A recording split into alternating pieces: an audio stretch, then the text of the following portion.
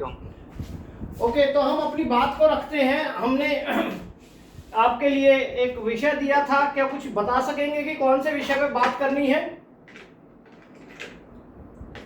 क्या विषय था हमारा? कुछ नहीं सर, विशेषण, क्रिया और समास। बहुत बढ़िया। तो आज हम सबसे पहले विशेषण की बात करेंगे और विशेषण के बारे में जानेंगे। फिर उसके बाद आपने बताया क्रिया के बारे में और फिर समास के बारे में, है या कारक के बारे में। ओके, एक एक करके एक एक विषय को ले लेते हैं। सबसे पहले हम बात करते हैं विशेषण की। तो विशेषण के बारे में आप लोग जानते होंगे, उतनी बात, उससे आगे की बात करेंगे। तो विशेषण क्या होते हैं? जो संज्ञा या सर्वनाम की विशेषता बताते हैं वो विशेषण कहलाते हैं। और विशेषण जो है, संज्ञा जो होती है उससे पहले यहाँ पर लगते हैं, और सर्वनाम जो होते हैं अधिकतर सर्वनाम के यहाँ आते हैं, बाद में आते हैं। ठीक है, तो ये दो पैटर्न है। ये जो संज्ञा होती है जिसकी विशेषता ये विशेषण बताता है, इस संज्ञा को हम क्या कहते हैं? विशेष्य कहते हैं। विशेष्य, इस बात का भी ध्यान रखना।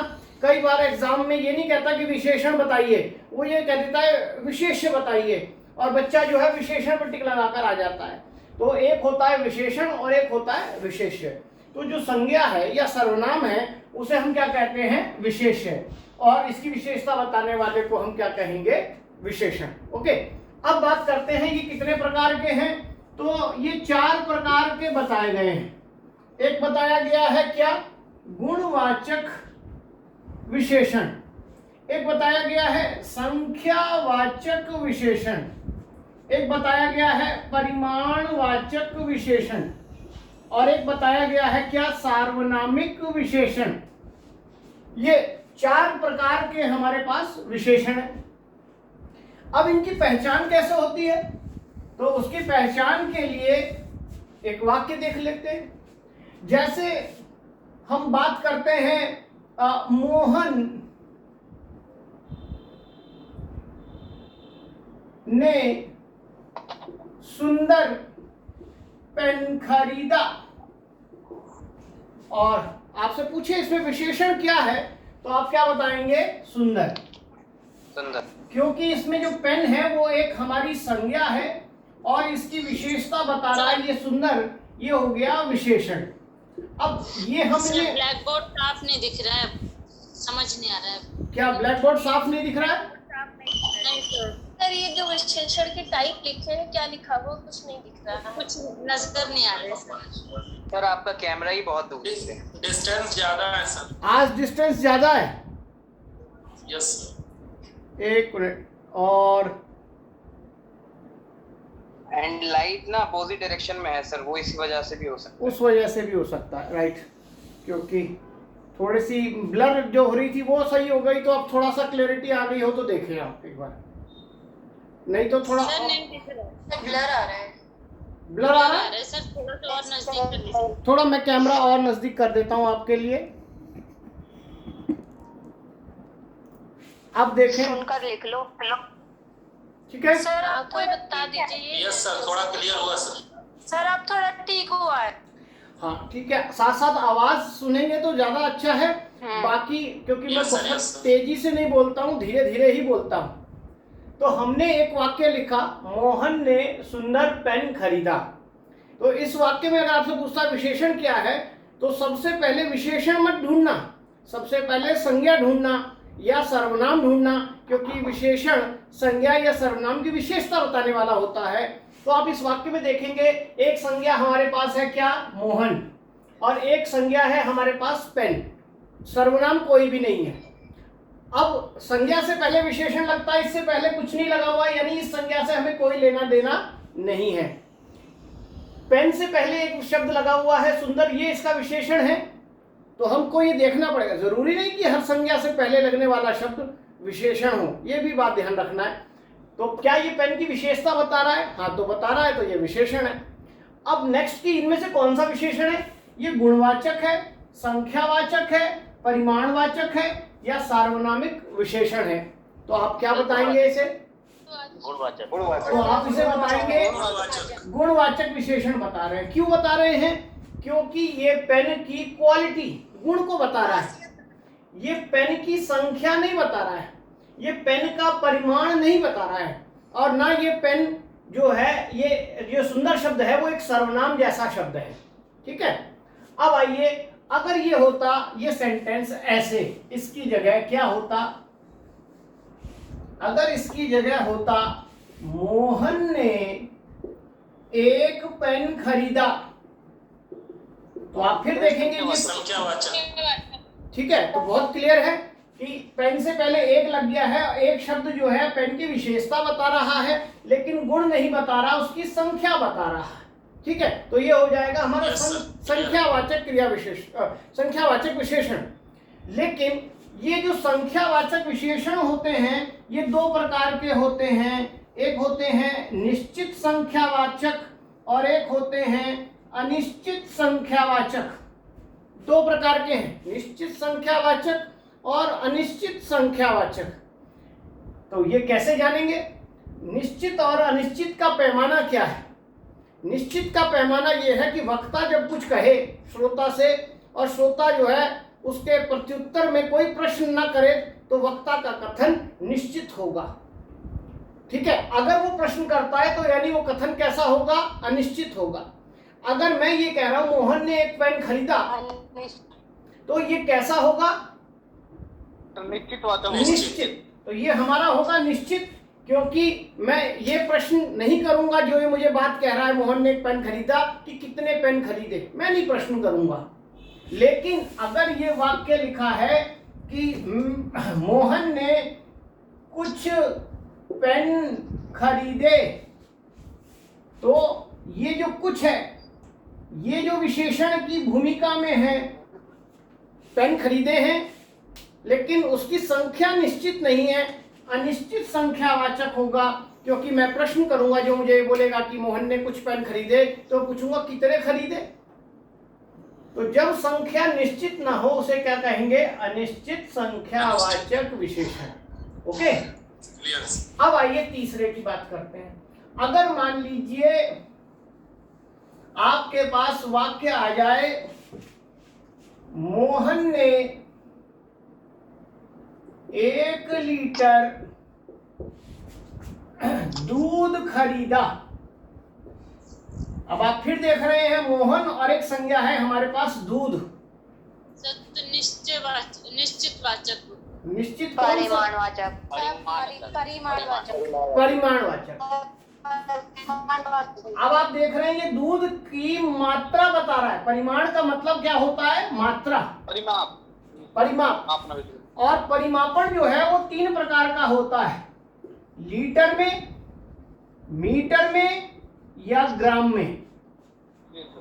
लीटर मतलब जो लिक्विड है उसको हम मापते हैं, और मीटर यानी लेंथ जिसे हम नापते हैं, और ग्राम जिसे हम तोलते हैं। ठीक है। तो जहां ये शब्द आ जाएं, ये विशेषण का काम करते हैं, लीटर, मीटर और ग्राम। तो ये हमारा लीटर लिखा है तो ये परिमाणवाचक होगा। लेकिन परिमाण के भी 2 भेद हैं, जैसे संख्या के हैं निश्चित और अनिश्चित। ठीक है। अब यहाँ लिखा है 1 लीटर दूध, तो क्या मुझसे जो ये वाक्य कहेगा व्यक्ति, क्या मैं प्रश्न करूंगा कितना दूध लाया? नहीं। तो ये कैसा होगा मेरा? निश्चित। अगर यहाँ लिखा होता कुछ लीटर दूध खरीदा, तो फिर ये हो जाता हमारा अनिश्चित परिमाण। ओके, कोई दिक्कत तो नहीं है। अब आइए चौथे वाले की ओर। चौथा वाक्य क्या कहता है? चौथा जो भेद है इसका सार्वनामिक विशेषण। उसका नाम सार्वनामिक विशेषण क्यों है, ये हमने पिछली क्लास में भी देखा था। अगर कोई सर्वनाम जैसा शब्द सर्वनाम की भूमिका में ना आकर विशेषण की भूमिका में चला जाता है, तो वो सार्वनामिक विशेषण कहलाता है। जैसे मैंने लिखा था, वह लड़का मेरा है। अब आप इसमें सबसे पहले क्या ढूंढेंगे? मैंने कहा विशेषण से पहले संज्ञा या सर्वनाम। तो आपने संज्ञा ढूंढी लड़का, और लड़का से पहले जो ये लगा है, क्या ये विशेषण है? ये चेक करना है आपने। और ये एक अगर सर्वनाम है तो इससे पहले कुछ नहीं है, तो इसका मतलब इससे हमें नहीं देखना वह को, हमें किसको देखना है, ये हमारी संज्ञा है। अब ये चेक करें कि ये जो वह है ये कोई सर्वनाम है या ये विशेषण है। तो कैसे पता लगेगा कि ये एक विशेषण है, तो बड़े आराम से पता लगेगा, मैंने आपको पहले बताया। उसके बाद संज्ञा होगा सर। अगर ये सर्वनाम होगा तो इसके स्थान पर हम वापस संज्ञा रख सकते हैं, कोई न कोई, क्योंकि सर्वनाम किससे बने हैं, संज्ञा से बने होते हैं।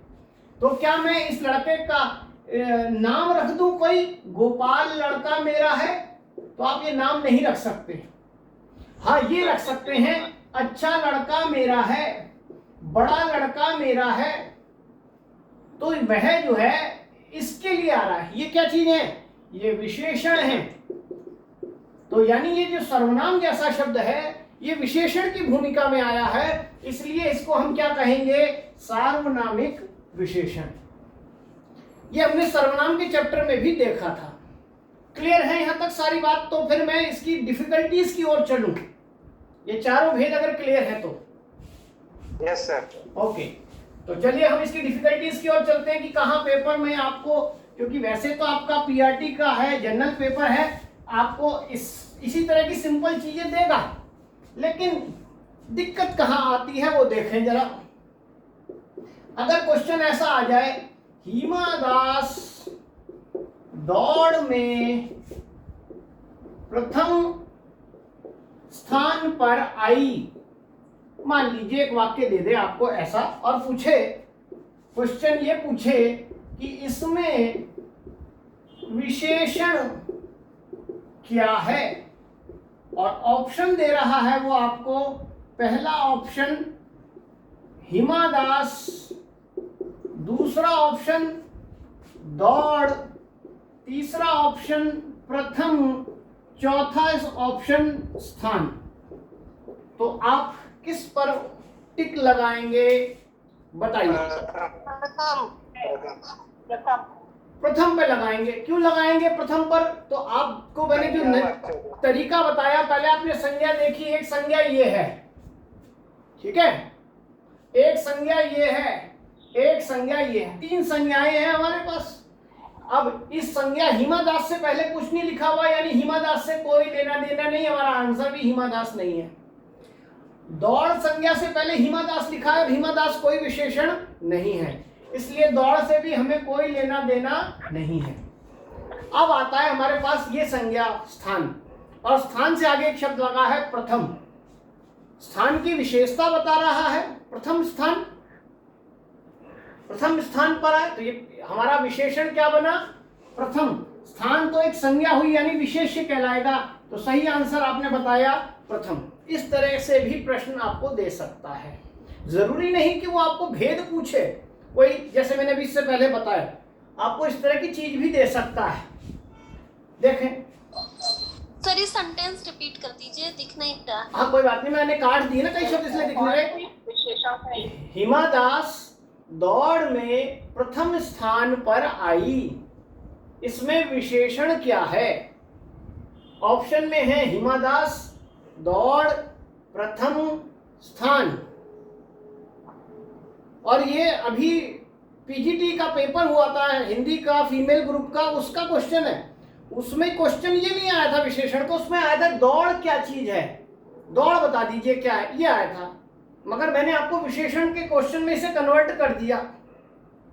ठीक है, अब देखें। तो सर गौड़ क्या है यहाँ पे आपको बता दें। है दौड़ संज्ञा है ना? दौड़ संज्ञा है बच्चे, संज्ञा अभी बताया। संज्ञा संज्ञा। अब देखिए नेक्स्ट सेंटेंस, आधा कप चाय देना, इस वाक्य में कौन सा विशेषण है? जरा देखें और बताएं। विशेषण 4 हैं, आपको बता दिए हैं, गुणवाचक, संख्यावाचक, बोलो। निश्चित परिमाणवाचक विशेषण। एक आंसर आ रहा है निश्चित परिमाणवाचक, और कोई? निश्चित संख्यावाचक। एक बोल रहा है निश्चित संख्यावाचक। निश्चित संख्यावाचक। ये दो आंसर आ रहे हैं, निश्चित परिमाण और निश्चित संख्या। निश्चित परिमाणवाचक, क्योंकि चाय तो लिक्विड होती है ना। समझाइए मत मुझे, क्योंकि समझना मुझे नहीं है, अब आपको है। क्यों? क्योंकि पहले मैंने जो तरीका बताया उसे समझें। संज्ञा ढूंढ ली, एक संज्ञा है कप और एक संज्ञा है चाय। आप क्या करते हैं, आपने देखा लिक्विड दिखा एक चाय और आपने परिमाण पर आंसर लगा दिया, जल्दबाजी की, आंसर गलत हो गया। क्योंकि चाय से पहले जो कप शब्द लगा है वो चाय की विशेषता नहीं है कप, इसलिए इस संज्ञा से हमें कोई लेना देना ही नहीं है। हमें तो आधा और एक, यस, ये कप हमारी संज्ञा है और ये उसकी विशेषता है। अब ये जो ये विशेषण लगा है आधा, ये कैसा है? संख्या है। आधा, 1 2 3 4 गिन सकते हैं, तो आंसर क्या हुआ? निश्चित संख्यावाचक। क्लियर हुआ अब? Yes sir. यानी एक वाक्य में एक विशेषण आ सकता है और एक से ज्यादा संज्ञाएं आ सकती है। आपको सिर्फ वही संज्ञा चुननी है जो हमारे काम की है। ऐसे ही उल्टा भी हो सकता है, एक वाक्य में एक से ज्यादा विशेषण वाले शब्द आ सकते हैं और संज्ञा एक हो सकती है। आपको सिर्फ उस विशेषण को चुनना है जो विशेषण की भूमिका में है। ठीक है, अगर समझ आ गया तो अच्छी बात है, नहीं तो ये बताएं। सर अगर इसकी जगह पे पानी होता तो फिर वही तो भी आंसर वही होता। बिल्कुल वही होता। हमें पानी से कोई लेना देना नहीं, हमें तो कप की विशेषता बता रहा है, पानी की विशेषता थोड़ी बता रहा है। कप या ग्लास जो भी होगा। चुल्लू भर पानी में डूब मरो। बताइए कौन सा विशेषण है? परिमाणवाचक। निश्चित परिमाणवाचक। और कोई बताना चाहता है? परिमाणवाचक, अनिश्चित परिमाणवाचक सर।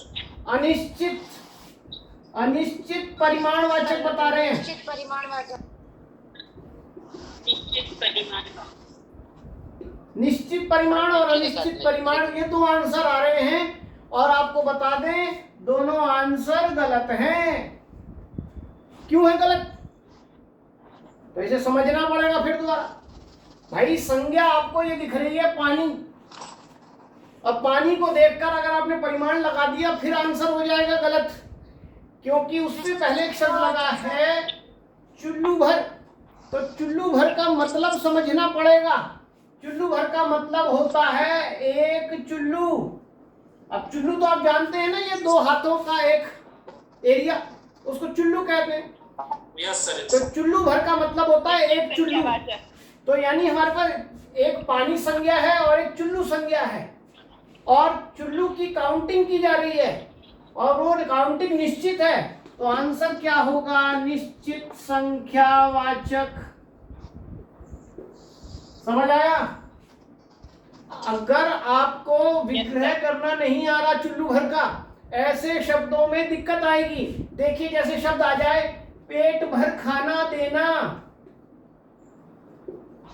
ठीक है, तो आप संज्ञा खाना के आधार पर विशेषण तय करेंगे तो गलत हो जाएंगे। पेट भर का मतलब क्या हुआ? एक पेट, और वो काउंटिंग होगा, निश्चित होगा, निश्चित संख्यावाचक होगा। बोलो, यहां तक बात समझ आ गई? आगे ओके आगे चले विशेष और चले। अभी इस तरह की डिफिकल्टी वाली चीजें प्राइमरी लेवल पे नहीं आती हैं, फिर भी मैं आपको इन सब चीजों से अवगत करा दे रहा हूँ। सर इसी सेंटेंस में रीतिवाचक नहीं आ सकता था? रीतिवाचक बच्चे क्रिया विशेषण होता है, हम विशेषण पढ़ रहे हैं। क्रिया विशेषण के 4 भेद हैं, रीतिवाचक, परिमाणवाचक, स्थानवाचक और कालवाचक। ठीक है, हमने क्या क्रिया विशेषण पढ़ लिया है पहले? Yes sir. हाँ, तो फिर उसे याद रखना चाहिए था। ओके, नेक्स्ट एक सेंटेंस और देखते हैं।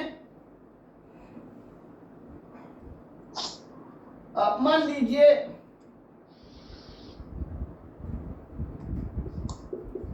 पापी भला बुरा नहीं देखता है।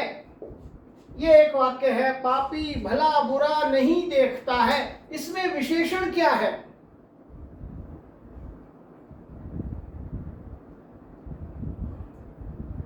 भला बुरा से। भला बुरा से। भला बुरा। आपको भला बुरा क्यों लिख रहा है? किसकी विशेषता बता रहा है भला बुरा? पापी की विशेषता बता रहा है। पापी की विशेषता बता रहा है, इसलिए आपको ये विशेषण दिख रहा है। और वो भी कौन सा दिख रहा होगा? गुणवाचक दिख रहा होगा। लेकिन ध्यान रखें, ये जो पापी शब्द है ये पापी अपने की तो एक विशेषता ही है। ये भी अपने आप में एक विशेषण की भूमिका में है। पापी का मतलब होगा पाप करने वाला। ये इसकी विशेषता पाप करने वाला, ये अपने आप में एक विशेषण है। इसलिए ऐसा पेपर में क्वेश्चन आ सकता है आपके पास ये वाक्य दे दे और आपको बोले कि बताइए भाई इसमें कौन सा विशेषण है। ठीक है, पापी पापी। तो हाँ यस, तो इस तरह एक ये 4 शब्द इसमें से छांट के दे दे, आंसर ये होगा। आपको ऐसे टिक करना है। तो इस बात को भी थोड़ा सा, मेरे को लगता है कि पीआरटी लेवल पर ऐसी चीज नहीं आती है, इसलिए मैं आपको उधर तक उलझाना नहीं चाहता हूँ। ठीक है, नहीं तो सैद्धांतिक प्रश्न भी आ सकता है आपके पास। सर टीजीटी लेवल पे ये क्वेश्चन आता है? हाँ टीजीटी लेवल पर आता है। टीजीटी लेवल पर आएगा। सर टीजीटी का भी पेपर होने वाला है? टीजीटी का पेपर होने वाला अगले महीने, उसकी तैयारी चल रही है हमारे यहाँ। सर हम लोग को टीजीटी हाँ उसकी तैयारी चल रही है। Yes sir. 1 कप गर्म चाय देना, इस वाक्य में कौन सा विशेषण है? सर एक भी है सर, गर्म भी है। बहुत अच्छे, आपने पहले ये संज्ञा देखी और एक ये संज्ञा देखी। इसकी विशेषता ये और कप की विशेषता ये, यानी 2 विशेषण हैं। यहाँ 1 कप में क्या आ जाएगा? निश्चित संख्या। और गर्म चाय में क्या आ जाएगा? गुणवाचक। चाय कैसी है उसका गुण बता रहा है। अगर चाय शब्द देख के परिमाण लगा देंगे आंसर गलत हो जाएगा। तो ऐसा भी प्रश्न आ सकता है कि इस वाक्य में कौन कौन से विशेषण हैं, और ऑप्शन में दे रखा हो निश्चित संख्यावाचक, गुणवाचक, गुणवाचक, निश्चित संख्यावाचक, निश्चित संख्यावाचक, निश्चित परिमाण, ऐसे 2-2 के कॉम्बिनेशन दे रखे हो, वो भी पॉसिबिलिटी है। तो उसके लिए भी आपने तैयार रहना है। ठीक है, क्लियर है विशेषण? Yes sir. ओके, तो आइए हम समास का टॉपिक देखें, उससे पहले कारक का टॉपिक देख लेते हैं। सर विशेषण में एक आता है विशेष्य। हाँ अभी बताया तो मैंने विशेष्य किसे, जो विशेषण जिसकी विशेषता बता रहा है, जिसे हम संज्ञा कह रहे हैं यहाँ पर या सर्वनाम कह रहे हैं, वही विशेष्य है। अभी तो बताया था मैंने क्लास के स्टार्टिंग में ही। ओके, अब आते हैं कारक। कारक क्या होते हैं? जो हमारे पदों के बीच में संबंध का काम करते हैं उन्हें कारक कहते हैं। क्योंकि आप जानते हैं कि जो शब्द होते हैं जब वाक्य में प्रयुक्त होते हैं तो वो पद कहलाते हैं, लेकिन पद भी आपस में एक दूसरे से कारक की सहायता से जुड़े होते हैं। वाक्य में कई बार कारक साफ साफ दिखाई देता है, कई बार साफ साफ दिखाई नहीं देता, हिडन होता है। फॉर एग्जाम्पल मान लीजिए मोहन ने केले खाए, इस वाक्य में आपको ने जो है साफ साफ कारक दिख रहा है। ठीक है, लेकिन कई बार मोहन बोला, इस वाक्य में आपको कारक नहीं दिख रहा है, लेकिन इसका मतलब ये नहीं कि इन दोनों पदों को कौन जोड़ रहा है, कारक ही जोड़ रहा है, हिडन है। इसका मतलब है मोहन ने बोला। राइट, ठीक है। तो यानी कारक जो है प्रत्यक्ष रूप में, अप्रत्यक्ष रूप में कैसे भी आ सकते हैं। अब बात करते हैं कि कारक। सर जो सेंटेंस को जो वर्ड जोड़ते हैं उसे कारक कहते हैं? सेंटेंस को नहीं जोड़ते हैं, वाक्य में सेंटेंस में जो पद हम प्रयोग करते हैं। सर आवाज बिल्कुल नहीं आ रही है। ये जो और जिनके माइक ऑन है, यस, तो आप ध्यान दें कि जैसे 2 चीजें होती हैं, ध्वनियां हमने मिलाई, घर घर, दो ध्वनियां मिलाई, एक क्या बन गया? शब्द बन गया। और इसको हम शब्द क्यों कह रहे हैं? क्योंकि शब्द के लिए दो बातें होना जरूरी है। शब्द सार्थक होता है पहली बात, और दूसरा स्वतंत्र होता है।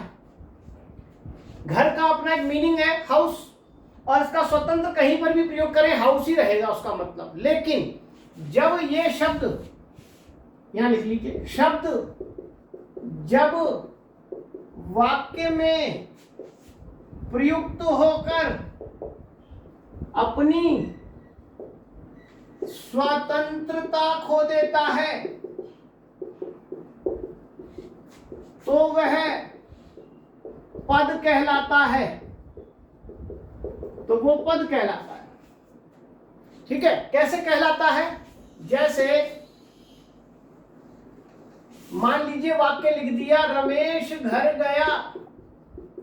ये तीन कभी शब्द होते होंगे, लेकिन इस वाक्य में ये क्या है? तीन पद हैं, और इन पदों के नाम दे दिए जाएंगे। ये कर्ता पद है, ये कर्म पद है, और ये क्रियापद है। ठीक है, जब तक केवल घर लिखा था वो शब्द था, वो कोई पद नहीं था। वाक्य में आने के बाद वो पद कहलाता है। जैसे मान लीजिए आप में से किसी का नाम नूर हो, किसी का नाम शाहिद हो, किसी का नाम मोहसिन हो, यानी आप केवल तब तक शब्द थे, लेकिन अब इस कक्षा में जुड़ गए तो आप यहाँ ना कोई नूर हो, ना कोई मोहसिन हो, ना कोई शाहिद हो, अब सब क्या हैं? छात्र हैं। आपका पद है छात्र। मेरा भी एक नाम होगा, लेकिन अब इस कक्षा में जुड़ने पर मेरा पद है टीचर। ठीक है, तो ध्यान रखें, वाक्य में प्रयुक्त होने के बाद शब्द जो है पद बन जाता है, और पद जब आपस में एक दूसरे से मिलते हैं उन्हें मिलाने वाला कारक होता है। और अब कारक कितने होते हैं? तो कारकों की संख्या आपने टेबल के रूप में याद की होगी। कर्ता ने कर्म को करण से संप्रदान के लिए अपादान से संबोधन हे अरे संबंध का के की और रारेरी भी लगा देते हैं अधिकरण में पर। ये 8 हमारे कारक होते हैं। एक सिंपल क्वेश्चन भी आ सकता है कि कारक कितने होते हैं, तो आंसर देंगे आप कितने? 8 होते हैं कारक हमारे। ओके, अब इनका प्रयोग कैसे होता है? आप अभी हमने देखा, आपके पास लिखा आ जाए मोहन ने खाना खाया।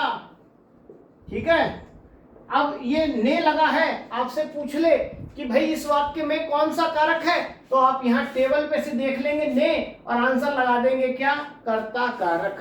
कर्ता कारक यानी सब्जेक्ट के साथ, ये सब्जेक्ट है, सब्जेक्ट के साथ जो आएगा वो हमेशा सर कौन सा पहली कारक? लाइन में नीचे से जो क्या लिखा है?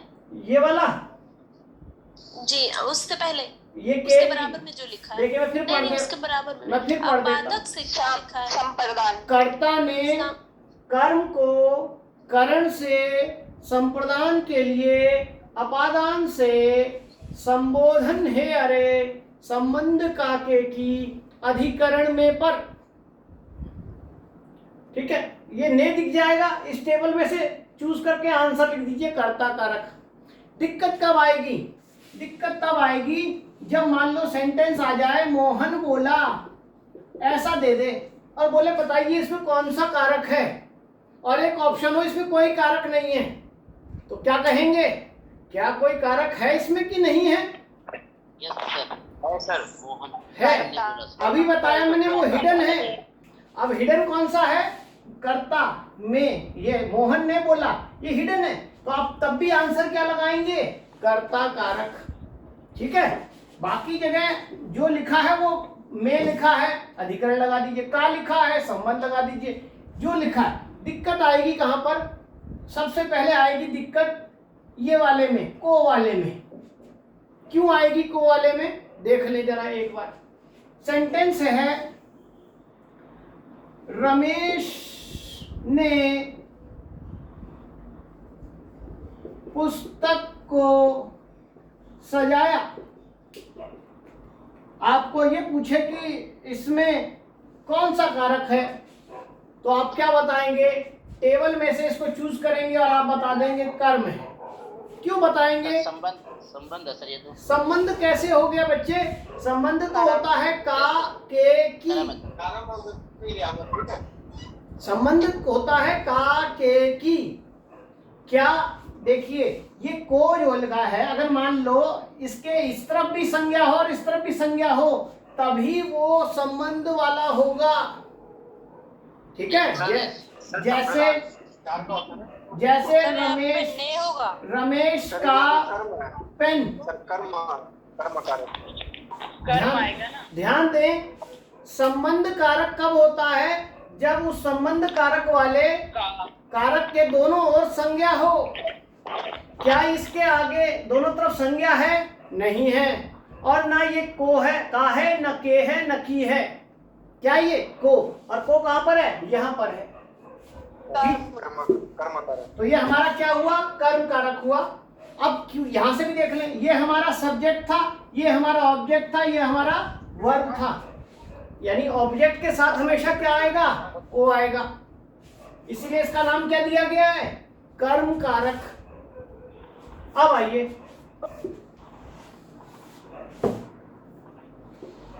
भिखारी को भोजन दो। बताइए कौन सा कारक है? कर्म कारक। कर्म कारक। कर्म कारक। अगर इसका आपने कर्म कारक बता दिया तो आंसर हो जाएगा गलत। क्यों हो जाएगा गलत? क्यों होगा गलत? वो देख लें। संबंध होएगा सर। संबंध क्यों होगा बच्चे? बार बार संबंध बताते हैं। संबंध के लिए मैंने देखिए बड़े बड़े शब्दों में लिखा है, नहीं लिखा तो फिर देखिए बड़े बड़े शब्दों में का, के, संप्रदान हो गए। की, ये मिलते हैं। क्या ये का, के, की है? ये को है। को लिखा है। ठीक है? अब आप इसको देखें कि ये कर्म कारक होना चाहिए, क्योंकि ये को है और को कर्म के आगे लिखा हुआ है मैंने। लेकिन कर्म कारक क्यों नहीं है? तो आपको बताया मैंने, कर्म कारक तब होगा जब ये को किसके साथ आए? ऑब्जेक्ट के साथ। ऑब्जेक्ट के साथ। क्या भिखारी ऑब्जेक्ट है? नहीं, ये तो सब्जेक्ट है। सब्जेक्ट प्लस को है। तो ध्यान दें, ये को बेसिकली किस फॉर्म में है? के लिए। के लिए, भिखारी के लिए भोजन दो। तो के लिए का शॉर्ट फॉर्म है ये को। तो आप पेपर में कैसे पहचानोगे? दो तरीके से पहचानोगे।